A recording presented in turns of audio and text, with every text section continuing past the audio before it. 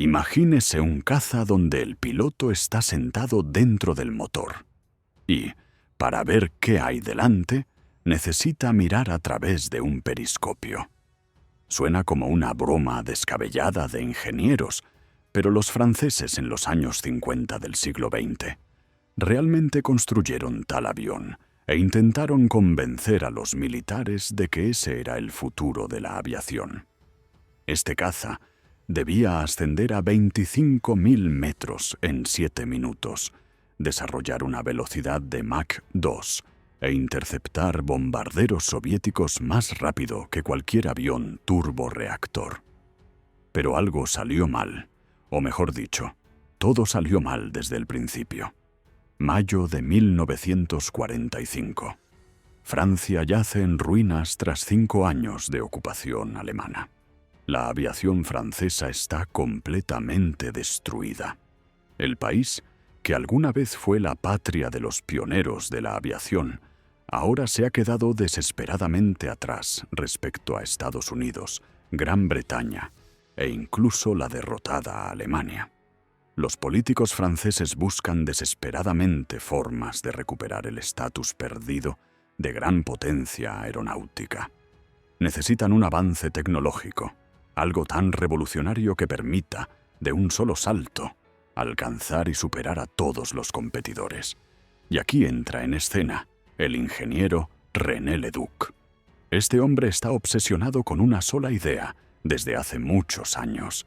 Desde 1938, desarrolla el concepto de un avión con motor estatorreactor. El motor estatorreactor no es un turborreactor ni un cohete. Es algo fundamentalmente diferente. Imagínese un tubo volador con orificios en ambos extremos. El aire entra por delante a una velocidad enorme. En su interior se le añade combustible. La mezcla se inflama y los gases incandescentes salen con estruendo por detrás, creando empuje. Sin partes móviles, sin turbinas, sin compresores. Simplemente un tubo con inyectores de combustible. Genial en su simplicidad. Solo hay un pequeño problema. El estatorreactor no funciona a bajas velocidades. No funciona en absoluto. Para crear la presión necesaria en la cámara de combustión, el aire debe entrar en el motor a una velocidad enorme. En tierra, cuando el avión está en la pista de despegue, el estatorreactor es simplemente un tubo muerto. No puede crear ni un gramo de empuje. Un avión con estatorreactor no puede despegar por sí mismo. Primero hay que acelerarlo de alguna manera hasta varios cientos de kilómetros por hora. Solo entonces el motor comenzará a funcionar. Pero Leduc no ve esto como un problema. Cree tanto en su idea que considera superable cualquier obstáculo. Durante la guerra sus trabajos fueron congelados, pero ahora, en la Francia de posguerra, el gobierno busca ideas audaces, y el concepto de Leduc parece ser exactamente eso. En 1945 recibe un contrato para la construcción de un avión experimental. La compañía Breguet se encarga de la fabricación según los planos de Leduc. El resultado es el Leduc 010. No es solo un avión extraño, es una construcción tan revolucionaria que es difícil llamarlo avión en el sentido tradicional.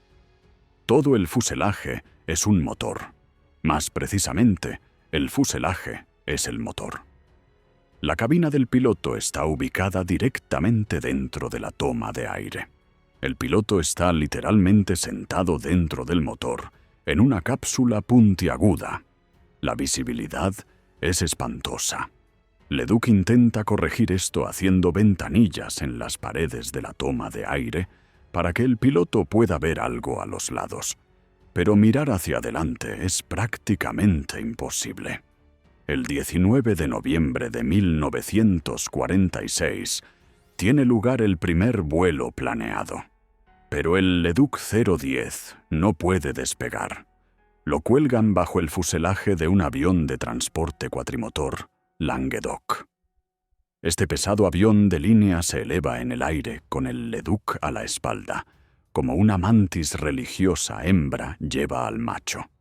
A una altura de varios miles de metros, el piloto del Leduc se desengancha y planea hacia abajo.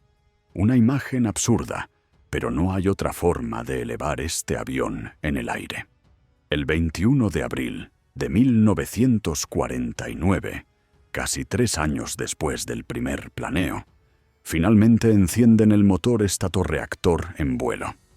La aceleración la proporciona el mismo Languedoc. Lleva la velocidad hasta 340 kilómetros por hora. El piloto del Leduc se desengancha, enciende su motor y ocurre un milagro. El motor funciona. El avión acelera. A una altura de 11.000 metros, trabajando solo a la mitad de la potencia calculada, el Leduc 010 desarrolla una velocidad de 800 kilómetros por hora. Para los estándares del año 49, es un resultado impresionante. La velocidad de ascenso supera a los mejores cazas de la época. Leduc triunfa, su concepto funciona. El estatorreactor realmente se puede utilizar en un avión tripulado. Construye otro ejemplar del Leduc 010. Luego la modificación, Leduc 016, con motores turborreactores adicionales en los extremos de las alas. En el invierno del 51 al 52, ambos prototipos se estrellan durante las pruebas, pero esto no detiene a Leduc. Construye el Leduc 021 con una estructura mejorada. Estos aviones alcanzan una velocidad de 0,9 Mach, casi la barrera del sonido. Y ahora imagínese lo que sucede después. Año 1953. La Fuerza Aérea Francesa publica un pliego de condiciones técnicas para un interceptor supersónico de gran altitud. La Guerra Fría está cobrando fuerza.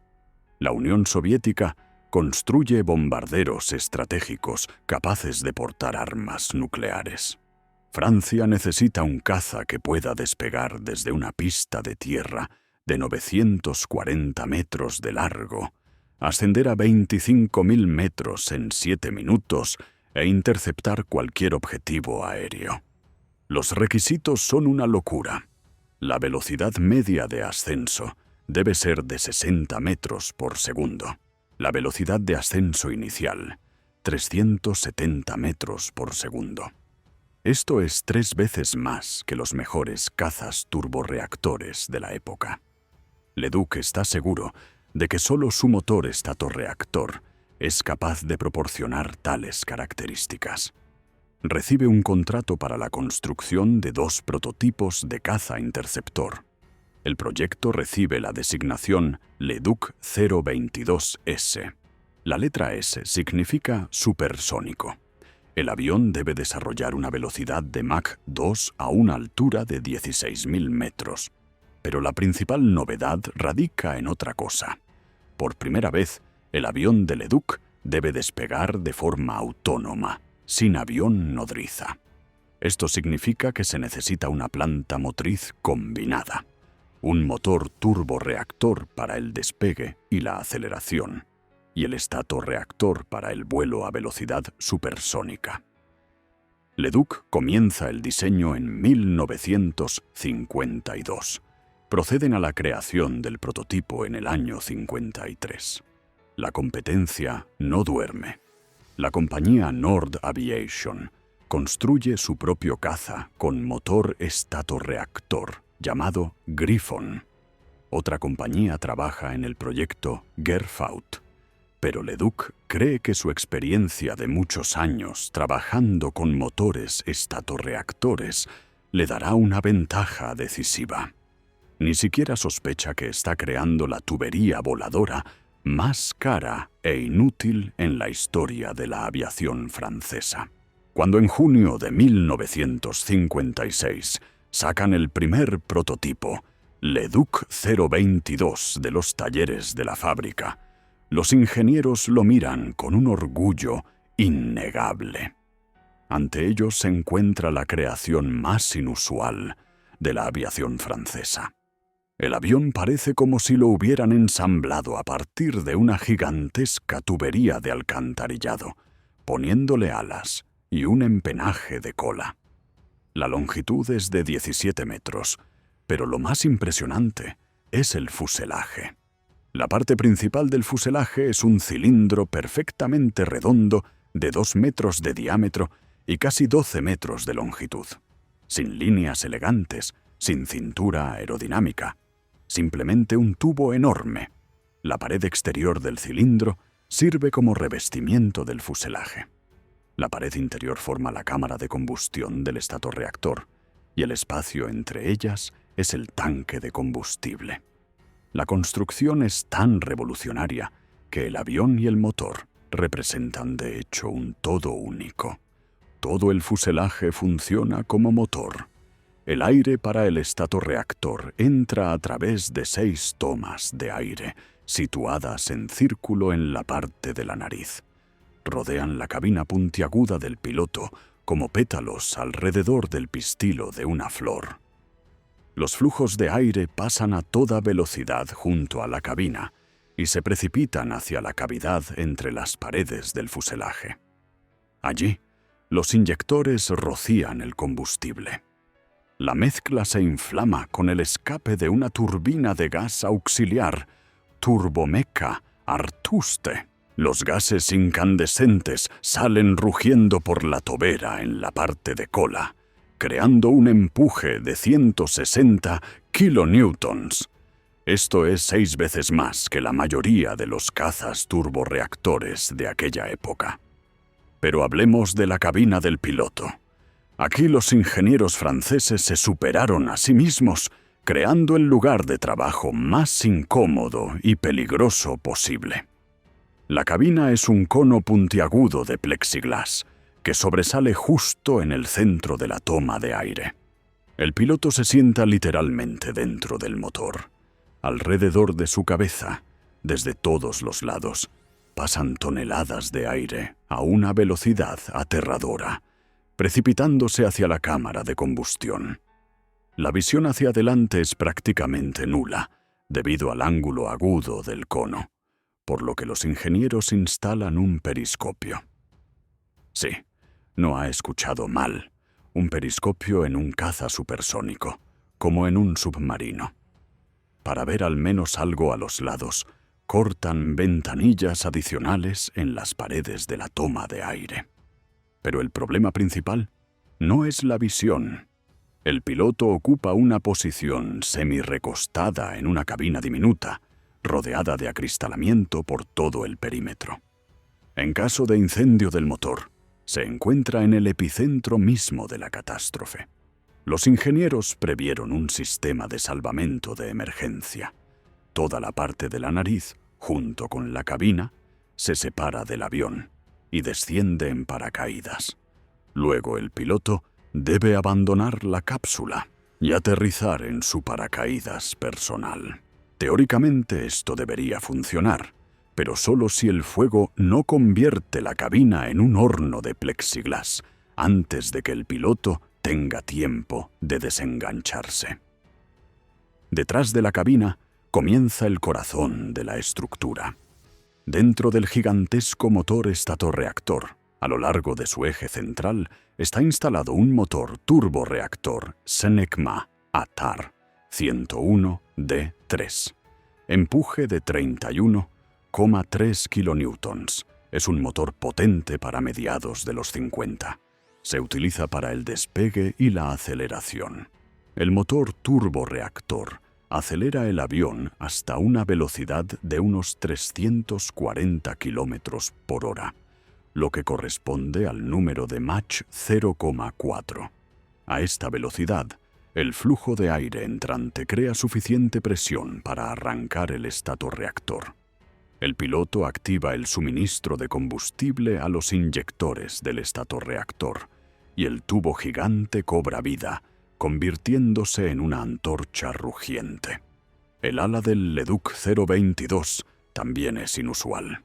Flecha de 30 grados en el borde de ataque, envergadura de 10 metros. Esto es más que en los modelos anteriores del Leduc. Ala de implantación media, instalada con un ligero ángulo diedro positivo. Pero lo principal es que el ala sirve no solo para la fuerza de sustentación. En los tanques de las alas se aloja parte del combustible. Otra parte se encuentra en el tanque anular, entre los revestimientos exterior e interior del fuselaje. En total a bordo hay 4.200 litros de combustible. Para los estándares de un caza es una reserva decente, pero para un estatorreactor voraz es una gota en el mar. El tren de aterrizaje es triciclo y retráctil. Los soportes principales se recogen en el ala, el delantero en un hueco detrás de la cabina. Esto también es una revolución para los aviones de Leduc. Todos los modelos anteriores tenían trenes de aterrizaje tipo bicicleta con soportes adicionales en los extremos de las alas. Ahora el Leduc 022 puede despegar y aterrizar como un avión normal, al menos teóricamente, desde una pista de tierra de 940 metros de largo, como exige el pliego de condiciones. Y ahora, sobre el armamento. Inicialmente se planeaba instalar 2 misiles guiados A-20 y 24 cohetes no guiados aire-aire. Pero tras la sustitución del motor turborreactor por el más potente ATAR en lugar del turbomeca o SAU, planeado originalmente, el avión fue renombrado de 022S a simplemente 022, y la cantidad de cohetes no guiados se aumentó a 40. 40 cohetes en un caza interceptor. Esto convierte al avión en una batería de artillería antiaérea voladora. Los misiles Nord AAA-20 son interesantes por sí mismos. Son los primeros misiles guiados aire-aire adoptados por la Fuerza Aérea Francesa. Pero su control exige del piloto literalmente lo imposible.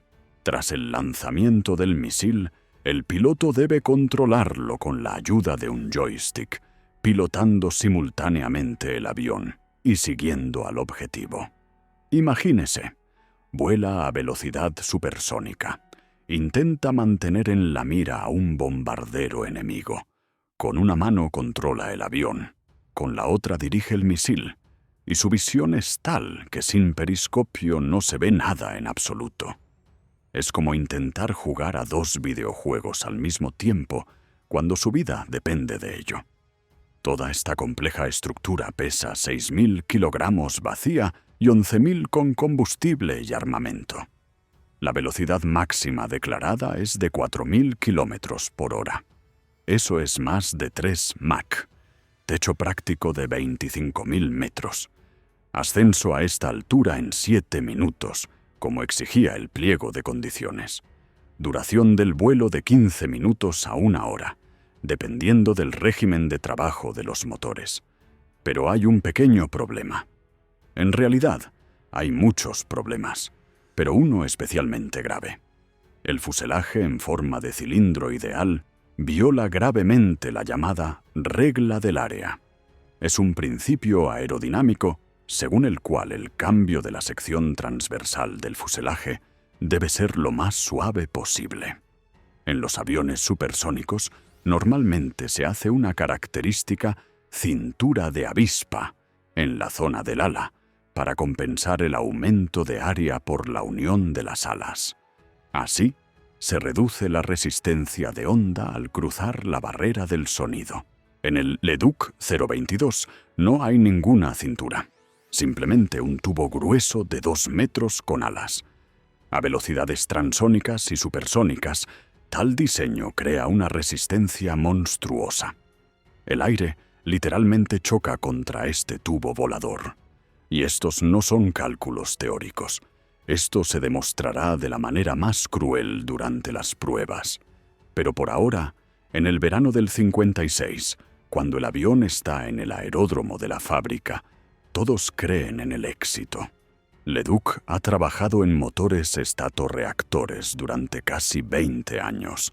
Sus aviones anteriores volaban lento, con limitaciones, pero volaban. El Leduc 022 debe ser la corona de su carrera. Un avión de combate con una planta motriz revolucionaria. El caza del futuro. Nadie sabe aún que este avión se convertirá en un monumento a cómo una idea brillante puede ser absolutamente inútil en la práctica. El 26 de diciembre de 1956, en la base aérea de Istres, en la Provenza, reina una atmósfera nerviosa. La construcción del Leduc 022 se ha prolongado 3,2 años en lugar de los 2 planeados. Los competidores ya vuelan. El Nordgriffon realizó su primer vuelo en enero de este año, pero hoy es el turno del Leduc de mostrar de qué es capaz su tubo volador. El piloto de pruebas, Jan Sarrail, se mete en la diminuta cabina puntiaguda. Es un proceso complicado. El piloto debe prácticamente embutirse en el cono, adoptar una posición semi-recostada, abrocharse el cinturón, conectar todos los sistemas de soporte vital. La visión a través del cono de plexiglas es realmente espantosa. Delante no se ve casi nada debido al ángulo agudo. Hay que confiar en las ventanillas laterales y el periscopio. Sarrail es un piloto experimentado. Ha volado en los modelos anteriores del Leduc, pero incluso para él esto es inusual. Los motores arrancan, solo el turborreactor ATAR. El motor estatorreactor por ahora guarda silencio. No puede funcionar en tierra. El avión rueda hacia la pista de despegue. Por primera vez en la historia de los aviones Leduc, un despegue sin avión nodriza. Sarrail da gas a fondo. El motor turborreactor ruge. El avión acelera. La velocidad aumenta lentamente. 11 toneladas de peso con un solo motor. Pero la carrera ha terminado. El tren de aterrizaje se despega del hormigón. El Leduc 022 está en el aire. El vuelo transcurre sin encender el estatorreactor. Solo comprobación de la maniobrabilidad con empuje turborreactor. E inmediatamente queda claro que el avión se controla de forma asquerosa. El gigantesco fuselaje cilíndrico crea efectos aerodinámicos impredecibles. El avión guiña, reacciona a los timones con retraso. Sarrail lucha con la máquina, pero la aterriza felizmente de vuelta en la pista. El primer vuelo ha terminado. Técnicamente exitoso, pero el piloto está descontento. Esto no es un avión de combate. Es un experimento que apenas obedece al piloto. Los meses siguientes transcurren en pruebas agotadoras. Vuelo tras vuelo, comprobación de sistemas, ajuste de controles. Sarrail y el segundo piloto de pruebas, Ivan Litolf, levantan la máquina por turnos en el aire, pero el momento principal se pospone una y otra vez. 33 vuelos han pasado, y el estatorreactor aún no se ha encendido. Los ingenieros son cautelosos. El sistema es demasiado complejo. Hay que asegurarse de que el motor turborreactor funciona de manera estable, que el sistema de combustible no falla, que el piloto puede controlar con seguridad este monstruo a velocidades transónicas. Y he aquí que el 18 de mayo de 1957 llega el día de la verdad. Ivan Litolf está sentado en la cabina del Leduc 022, vuelo número 34. Hoy encenderán el motor estatorreactor.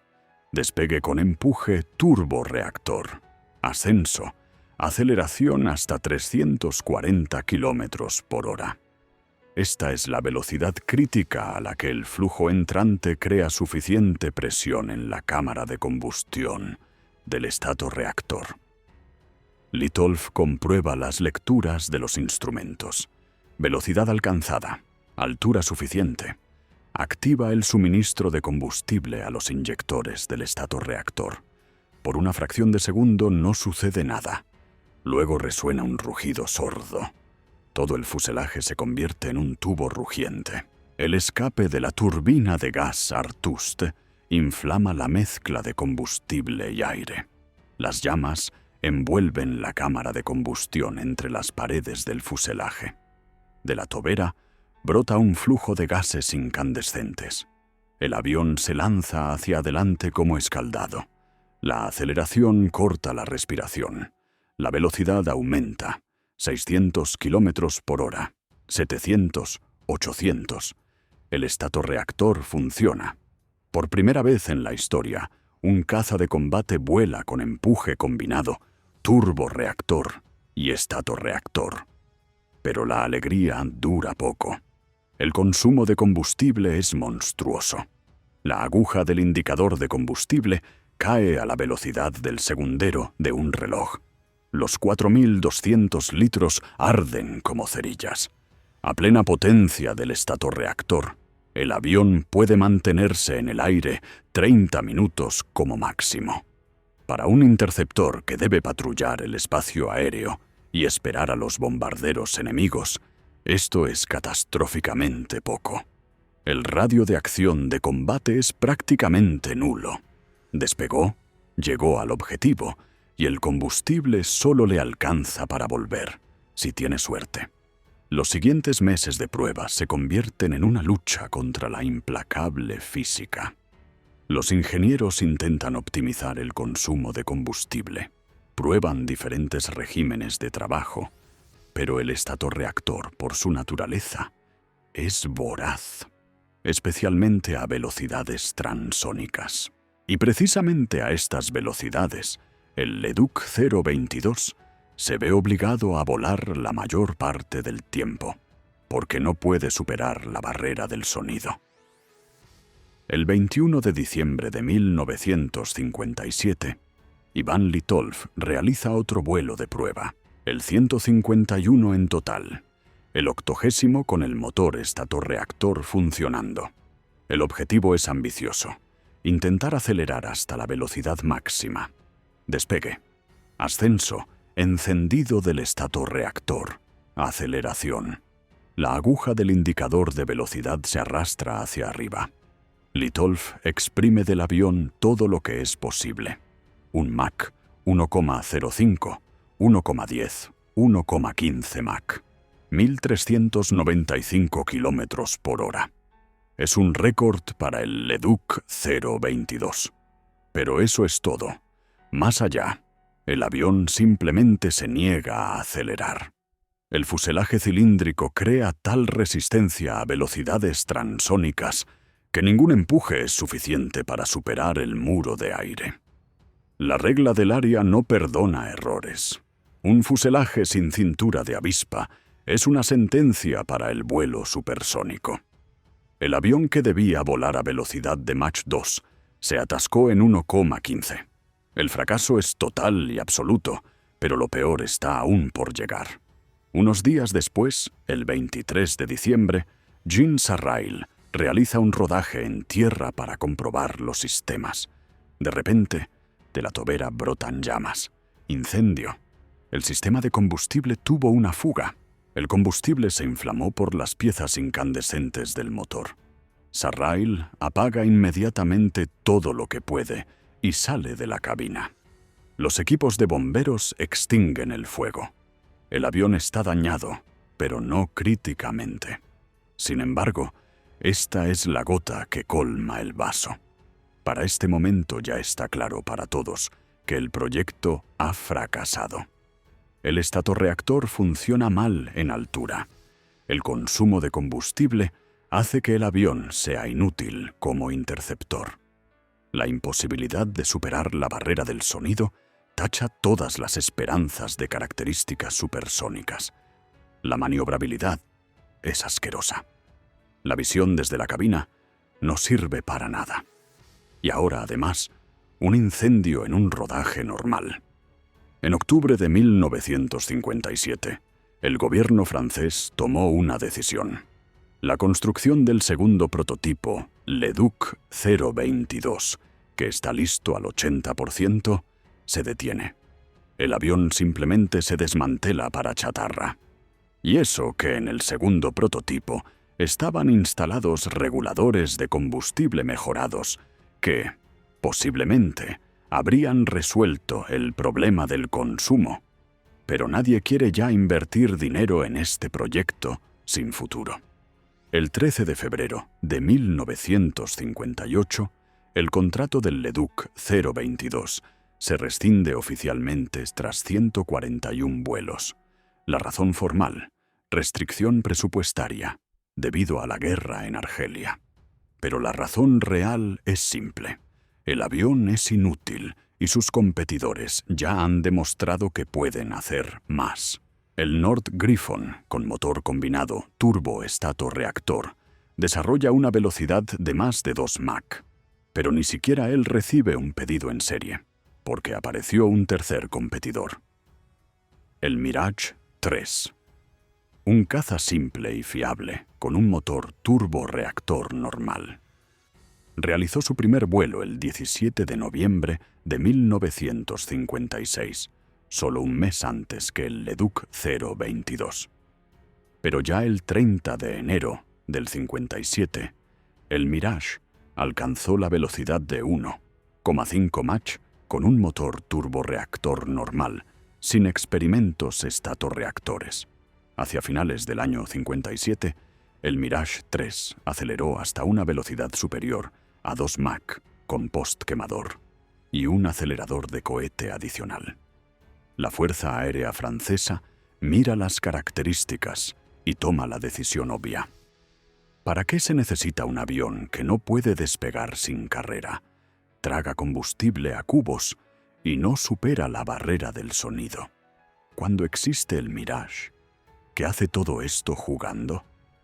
En mayo de 1957 encargan un lote de preserie del Mirage y en septiembre un contrato por 100 máquinas de serie.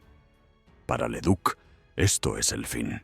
Su trabajo de 20 años en motores estatorreactores termina en un fracaso total. La idea revolucionaria resultó ser completamente inadecuada para la aviación de combate. La compañía de Leduc cierra. El propio René Leduc abre una pequeña empresa en Meurthe y Mosela que produce equipo hidráulico. No más aviones, no más motores estatorreactores. El sueño ha muerto. El único ejemplar construido y que voló del Leduc 022 se entrega en 1979 al Museo del Aire y del Espacio en Le Bourget.